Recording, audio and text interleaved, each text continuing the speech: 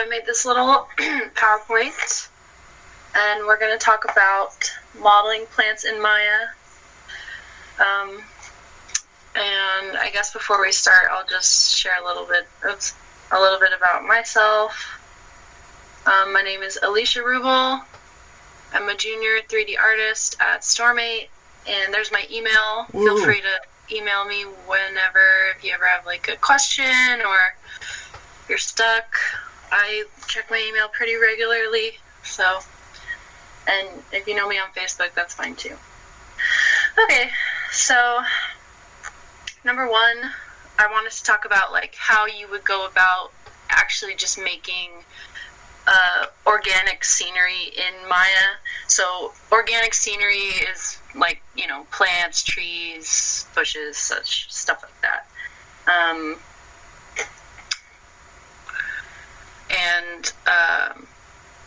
Usually in that sort of stuff, they'll use something called cards, which is a really diverse tool that I never really knew about even until my final year of thesis. And cards can be used with like anything, so hair, tree branches, hanging plants, you name it. They're used in video games a lot. They're basically just polygon planes. And that way, instead of having, you don't need polygons to cover every part of the plant. It's just a card with a plant projected on top. Saves a lot of memory, and you don't have to worry about it bogging down your computer and all that. So my final year, I used cards to make this. Pretty much everything you see is a card except for the tree trunks, the skull, the birds, and like the stone. And this is what it looks like without any texture on it. So as you can see, there's just cards absolutely everywhere. So I want to try to show you how to go from this, which is just a polygon plane or a card, and take it and make it into this beautiful little plant. To do so, you will need a bunch of different maps. So you're going to need, starting from left to right, we got the color map. The normal map is next to it, it's that purple one. And then the one next to it, that black and white one, is probably the most important. It's your opacity map. Then we got the specular. And I'm going to throw in a height map too, just because I feel like no one really went over height map when I was in school. And it's pretty cool. It's a good kind of polishing map. Okay, demo time. Alright, let me just switch screens really quick.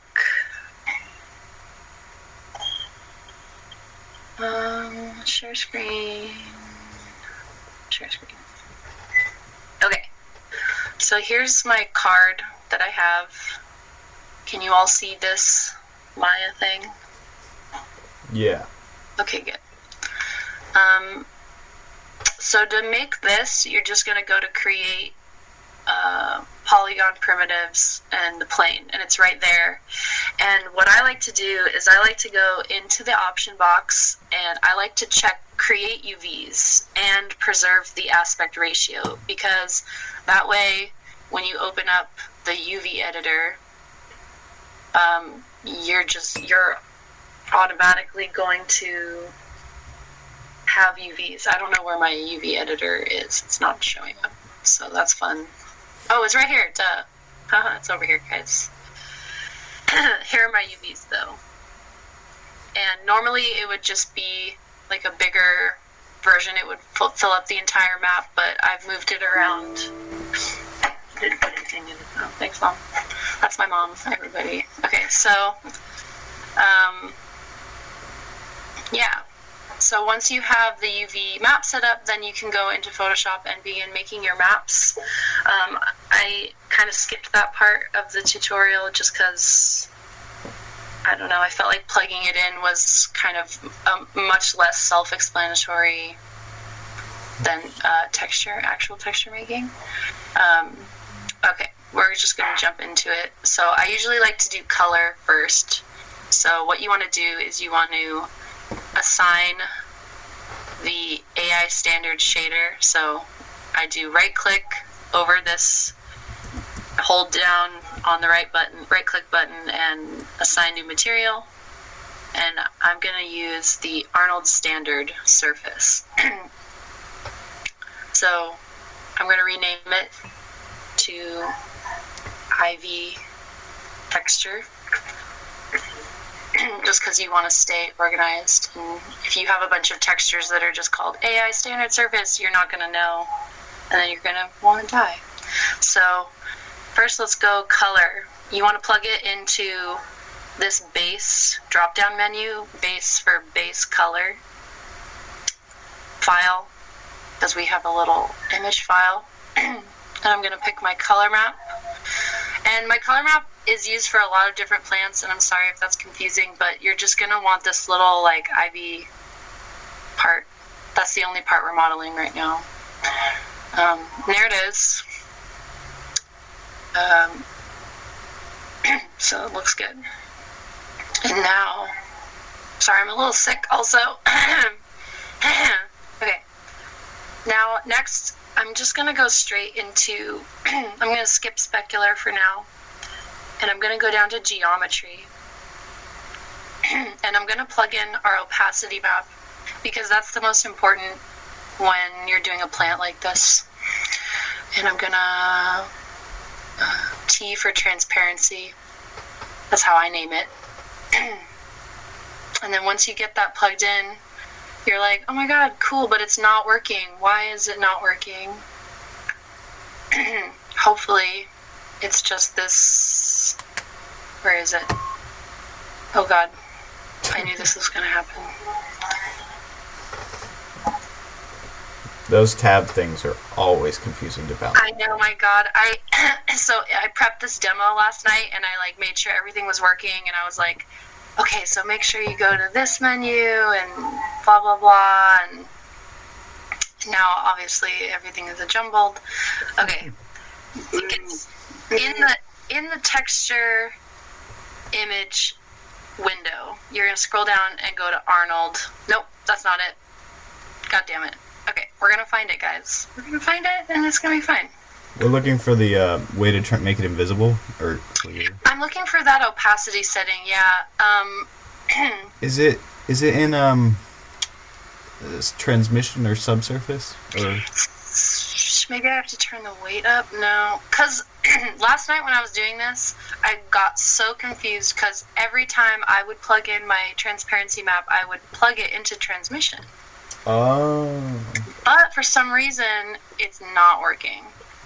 So I came down here and I plugged it into opacity, and it worked.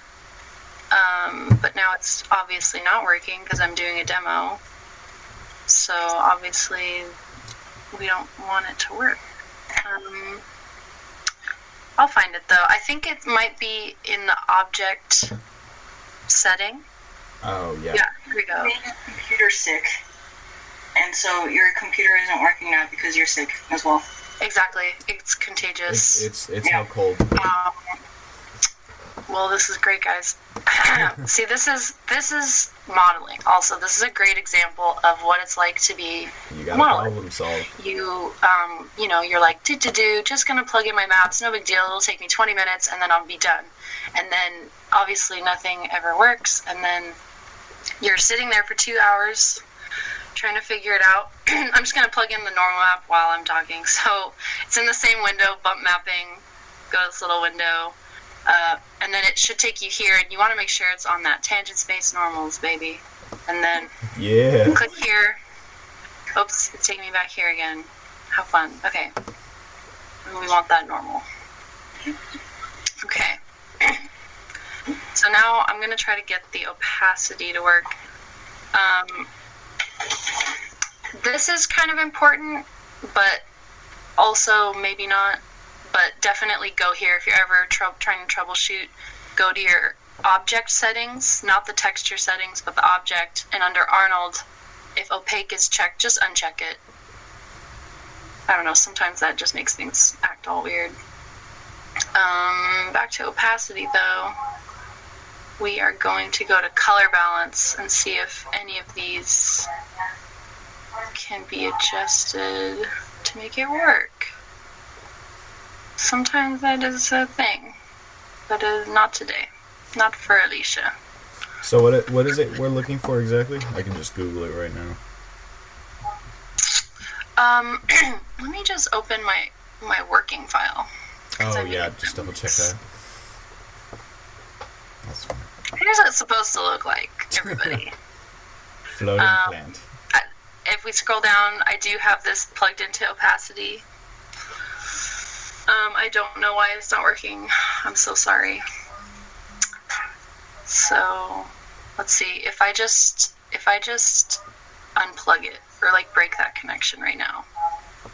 Oh, cool. Why is it invisible?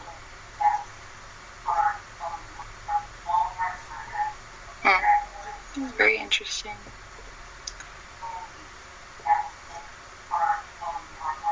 Okay. We're going to plug in opacity again.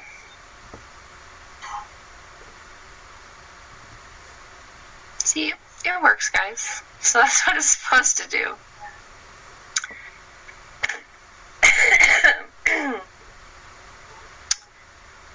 Oh boy. Okay. Well, we're just going to pretend that it worked for us that time, unfortunately. And then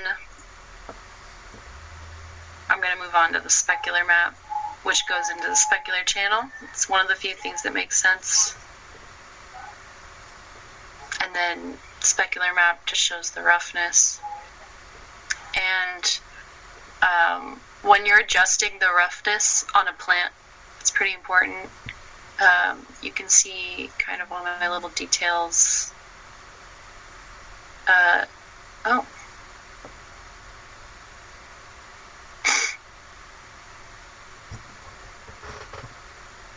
I don't see any changes happening. That's fun. Oh, no, there are. It's really little, though. I think it has to do maybe with my bump map. So if that's not strong enough, then your texture isn't really gonna be popping up at all. But now it is. Okay. Now I'm gonna move on to your height or displacement map. And this is something that I never really used in school, but it's definitely something that I think adds a little bit of oomph to your piece. So you're gonna go into the texture, but then you're gonna go click this little button. It's gonna take you here to this menu set, and you're gonna want to go under displacement matte. You're gonna want to insert a file, which I've done, and this is my height map. Well, I kind of want to show you the height map here, just to talk about it a little. So, like, the height map and the displacement map are the same thing? Yes, they are. They just have different names for some reason. But the height map is basically, it's kind of like your normal map, but on, I guess, a larger scale. Normal map will take care of little tiny bumps and stuff across the surface of your image, but the height map will take care of the actual displacement of height throughout the image. And the lighter the tone, the higher the displacement. The lower the tone, the lower the displacement. So a good way to explain this would be like, can you see my mouse cursor? Yeah. Okay, if this leaf on the map is lighter, it's going to appear like it's higher. And if this leaf is dark, it's going to appear like it's sort of sinking back into the piece. Yeah, that makes sense. Cool. And then once you have it plugged in, you want to go hit this button again, and it will take you to this menu set. This is sort of how you would adjust it. And the two settings you want to look at are the scale setting. So this will just tell the computer how effective you want your map to be. Usually I don't ever go above 5. 5 is like really, really high, but we could try it. My height map may not be too crazy. Okay, I lost the menu set. There it is. And then bounds padding is also important. So bounds padding is basically like your maximum setting. So if your maximum is 0, which I think is the default, and you're like trying to move around your scale, it's not going to work even if you put this at 10,000 or whatever, because your bounds padding is too low. So I like to keep this at about 2 or 5 or whatever, and then adjust the scale to whatever looks good. And so let's see, if we give this a render, maybe we can see what it looks like without the displacement. So that's what it looks like without the displacement. It still has a lot of information with height and stuff in like the color map and everything, but it's not as good as it could be. So I'm going to re-plug it in just so you guys can see process.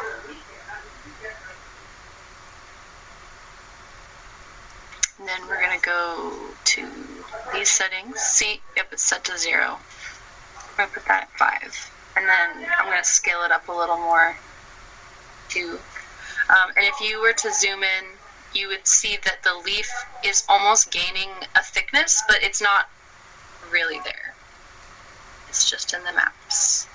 And I also want to mention that my geometry is very simple. I just did a flat card, but you can get pretty wild with it. Like, you could make a more complex vine system and have cards like coming off of this card to make your vines look more fluffy. That's something that if I had more time and more knowledge when I started my project, I would have done that. And if you ever go and you're playing Red Dead Redemption or other such games, you know, you can look at the scenery, and that's definitely what they do. Okay. So that is all the textures I'm pretty sure you would need for a plant. Most important being the opacity, which was the most broken, unfortunately. But there's tutorials out there too, and it's always important to try to troubleshoot on your own because stuff is always going to go wrong. Like I said, email me if you really can't get it to work. But that is how you put together a plant in Maya. That's how I did it anyway. And then next, I think I'm going to go over how to just sort of conceptualize something like this. I'm going to go here. So, assembling organic scenery in Maya. So this is after you have made your plants and you're ready to put them in a scene. So composition is really important.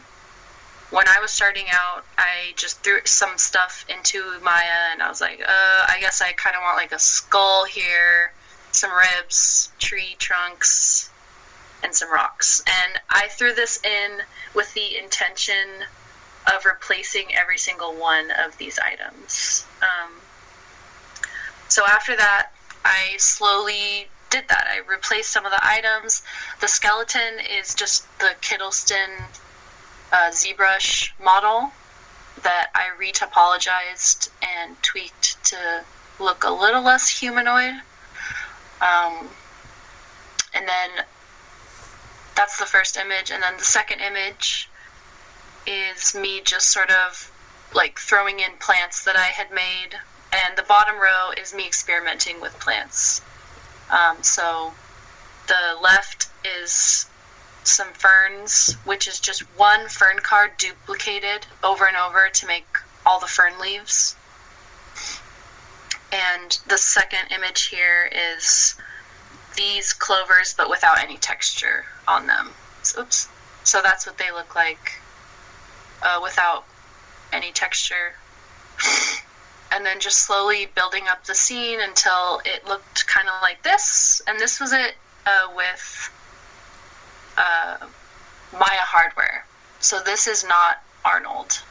And I ended up redoing all of the textures so that I could get it in Arnold. And then I discovered frickin' the mist setting, which saved my entire life. If you want to do a realistic setting, or a realistic scene like that, it's really easy. I'll show you. I'm gonna open my scene also so you can look at it, because I feel like it's really helpful to just see behind the scenes, and you can sort of get a glimpse into my noggin as I'm doing this. It'll take a second to load because it does have a lot of stuff in it.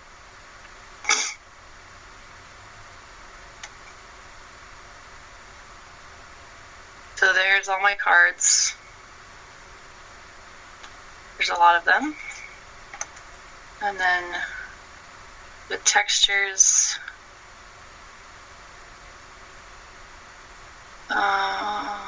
it's loading. Oh, wow. I guess that's what it's going to look like in the viewport. But if we... Oh no, there we go. Cool. Let's see. So all the mist and stuff is actually really easy setting in your render settings. And I believe it is not there. Arnold render depth environment. Atmospheric volume. Here we go. Arnold render tab, and then down in the environment tab, these are going to be empty, and then you're going to want to click to add AI atmospheric volume. There it is. It's that easy, and then you can adjust all the settings here. You can pick out the color of the atmosphere, the density of it. Attenuation is almost like the thickness of it, which is different than the density. It's like the thickness of the actual particle or something. Yeah, just play around. It's nice to sort of explore on your own, because then you come to your own understanding of how the program works. If you don't want to use atmospheric volume, there's also a mist setting. AI fog, I mean. And the fog is a lot different than the mist. If I would render it for you, but it just takes so goddamn long. But I'll do it anyway. But it's just gonna be blurry. Oh my lord. Yeah. This project, a lot of the time that it took was me just adjusting the light and then hitting render and waiting 10 minutes to see if that worked, and then adjusting it again. Okay. So you can kind of see what the fog is doing. My scene is here, and then it sort of just drops off into whiteness, which is the fog. So if you change the distance on it, it'll move it closer, which is, I guess, not really what we want. Maybe change the height. Oh, goodness. Oh, these are important. That's right. Sorry, it's been a while since I did this. And then I'll just usually change these to some fun random numbers and see where that takes me. Everything is still very white. There we go.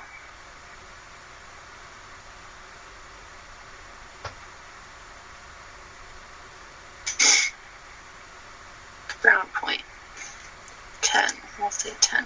No, the cards, are they also on the bones to give the little, like, Yes, mossy they bits? are. So, um, they definitely are. In Maya, I don't know if there is some way to nicely automatically generate plants to lay on top of other objects. I'm sure there's a way to do it, Mm-hmm. but I decided to just do everything the hard way. So I would duplicate a plane like this, duplicate, and then I would drag it over to where I wanted it.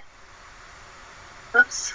Oh, and just, like, move it around and stuff. And then move the pixels to make it snug. And honestly, like, you have to do that, or at least I did that for a lot of these planes. Like, I would make clumps of clovers and then duplicate the clumps and then try to just move vertices around. Oops. It gets kind of frustrating after a while, but we persevere for the craft. And then just like move them to the ground so that they're not hovering all crazy. And you basically have to do that with every plant and hide the ones that you don't want to do it to. Same with the ivy on this tree. Those are all cards that I placed. And then the branches are also all one card, honestly. I made the mistake of not having very many variation of plants. That is what I think would make a scene really come to life, is having a larger variation of shapes and stuff.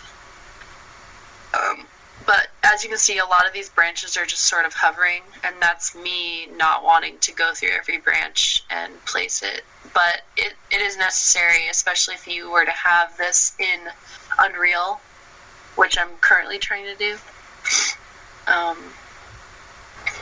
Unreal's nice because you can just plug in this little grass model and apply it to a paintbrush and then paint all over the ground. And it'll randomize it for you, and it's so much fun. Versus Maya, you kind of have to randomize it yourself, and it is kind of difficult. Yeah. But yeah. So that's sort of all I had planned to talk about today. If you have any questions, I will stick around and I'll stick around and answer them. But that is it. Dope. Yeah, it's definitely interesting to see how to do that. It's a tedious process. I think that really helps to know going into it. Yeah. It's just tedious, you know? Yeah. I can open my texture maps if you want to look at those. Oh yeah. So when making the maps, Uh-huh. did you just find some, or did you take your image and make them through? Yeah, so what I did is I went hiking at Henry Cowell State Park, and I just snapped a bunch of images on a DSLR camera, and then when I took those back to the computer, I made a lot of tiled textures using Photoshop. And also I brought a piece of paper with me to the forest, and I would place it behind plants so that it's really easy to cut out in Photoshop, if that makes sense. Here, I'll show you some pictures. School Buffet 29. Here we go. So this was something I did for the pine branches. I took a piece of paper and I just placed it behind.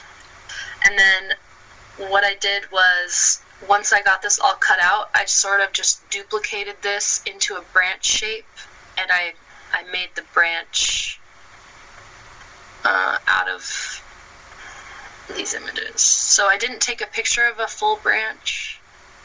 Yeah, that'd be hard. It'd be easy to, like, with the computer, but it'd be hard in the actual photographing process. I took some pictures of the ground like this, and then I would bring them into Photoshop and make a tiled texture out of them. I can teach you guys how to do that right now if you want. Yeah, that'd be awesome. It's pretty easy. So let's make a tile texture out of this image. Okay, so you have this image. What you want to do first is square it off. So if it's a tile, it needs to be repeatable, aka a square. So 32 by 32. Proceed. And then I take the image size, which is 2304. I'm gonna make it 20. I'm just gonna make it 2000 because it's really easy to divide 2000. And you're gonna need to divide it for this next step. You go into filter, other, offset. And basically, oops, that's so weird. Sorry, one sec, let me back up. Oh, never mind. Hello, this is what I was looking for. So, if you offset it by half of 2000, which is 1000, whoops, 1000, then this little cross will be in the middle of your image. Hit OK. Oh, you want wraparound selected, sorry. Filter offset. You want that wraparound button, because if you don't have it, it'll look really wonky like that. Okay, so then, basically, this is a repeatable tile now.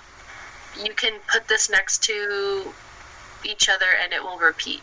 But you have this ugly seam in the middle, and you just use the stamp tool with maybe like soft edges to just kind of cover it up. And then blammo, repeatable tile. Yeah. But obviously make it look nice. Spend much longer than I just did. Yeah. So if we were to open this up like this. Okay. And then, oh god, back up.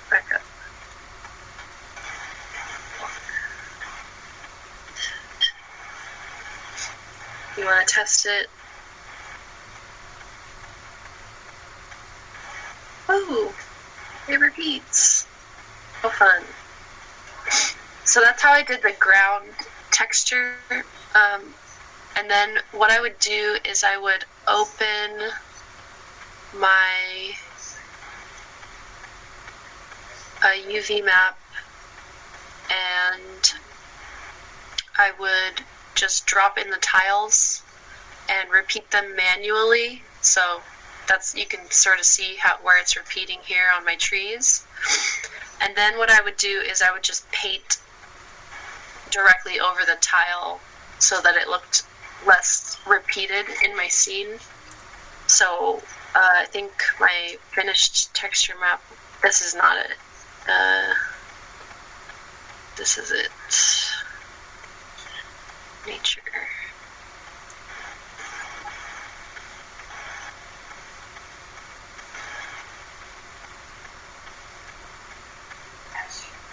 Oh, that's not it either.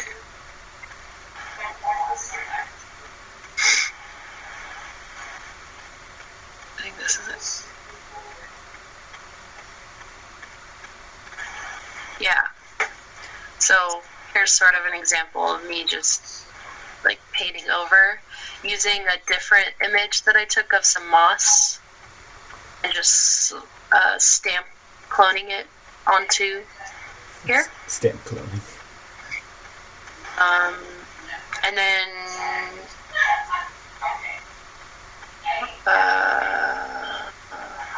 yeah, that's pretty self-explanatory, I guess.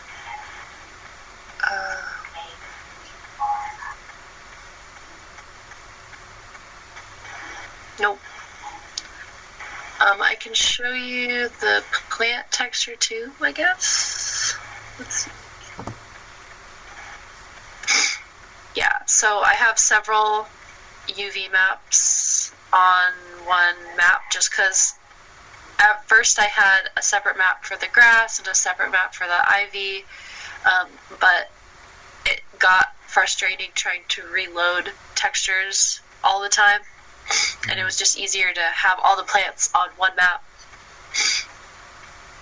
So here's my branch. You can kind of tell that it's just repeated images of the same branch image, and then a painted trunk.